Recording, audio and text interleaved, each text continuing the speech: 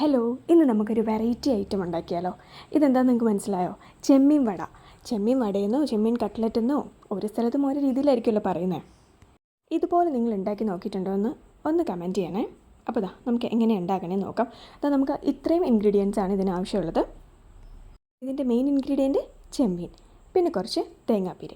അപ്പോൾ നമുക്കിത് എങ്ങനെ ഉണ്ടാക്കണേ നോക്കാം. ആദ്യം നമുക്കൊരു മിക്സിയുടെ ജാറിലേക്ക് ഒരു 5 മുതൽ 6 വരെ വെളുത്തുള്ളി അരിഞ്ഞതും ഒരു ചെറിയ കഷ്ണം ഇഞ്ചി അരിഞ്ഞതും, പിന്നെ നമുക്കിതിലേക്ക് പിന്നെ കാന്താരി മുളക് ഒരു 8 മുതൽ 10 എണ്ണം വരെയും, അല്ലെങ്കിൽ നിങ്ങൾക്ക് എരിവിന് ആവശ്യാനുസരണം.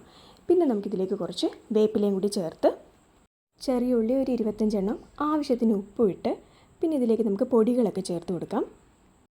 1/4 ടീസ്പൂൺ മഞ്ഞൾപ്പൊടി, 1/2 ടീസ്പൂൺ കുരുമുളക് പൊടി, പിന്നെ 1/4 ടീസ്പൂൺ മസാലപ്പൊടി. ഗരം മസാലപ്പൊടി നമ്മൾ വീട്ടിൽ പൊടിച്ച ഗരം മസാലപ്പൊടിയാണ് ഇവിടെ ഉപയോഗിച്ചിരിക്കുന്നത്. ഇനി ഇതിലേക്ക് നമുക്ക് ഒരു അരമുറി തേങ്ങാപ്പീരയും കൂടി ഇട്ട് ഇതൊന്ന് അരച്ചെടുക്കാം. അപ്പോൾ ഈ ഒരു പരുവത്തിന് ഒന്ന് അരച്ചെടുത്തിട്ട് നമുക്കിനി ആ സെയിം ജാറിലിട്ട് തന്നെ ചെമ്മീനൊന്ന് അരച്ചെടുക്കാം.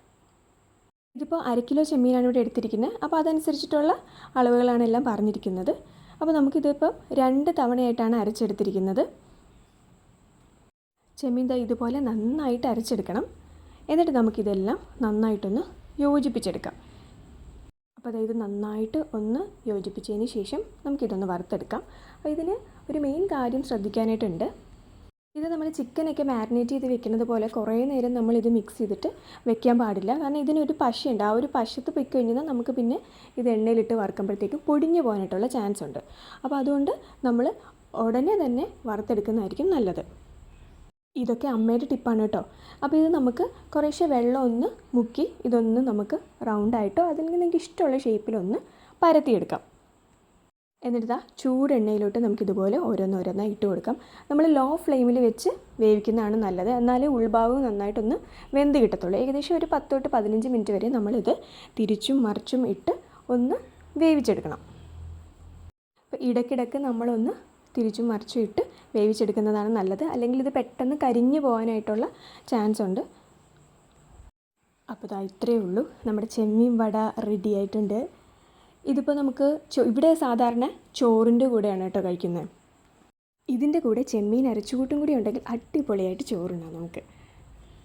ഇതിപ്പോൾ ചോറിൻ്റെ കൂടെ അല്ലാന്നുണ്ടെങ്കിൽ നമുക്കൊരു ഈവനിങ് സ്നാക്കായിട്ടാണെങ്കിലും കഴിക്കാവുന്നതാണ്. കുറച്ച് സോസൊക്കെ മുക്കി കഴിക്കുകയാണെങ്കിൽ നല്ല അടിപൊളിയാണ്. ഈ റെസിപ്പി നിങ്ങൾ ഇതുവരെ കണ്ടിട്ടില്ല എന്നുണ്ടെങ്കിൽ, അല്ലെങ്കിൽ ഇതുപോലെ ഉണ്ടാക്കി നോക്കിയിട്ടില്ല എന്നുണ്ടെങ്കിൽ എന്തായാലും ഒന്ന് ട്രൈ ചെയ്ത് നോക്കണം. Don't miss this guys. അടിപൊളി റെസിപ്പിയാണ്, എല്ലാവർക്കും എന്തായാലും ഇഷ്ടപ്പെടും.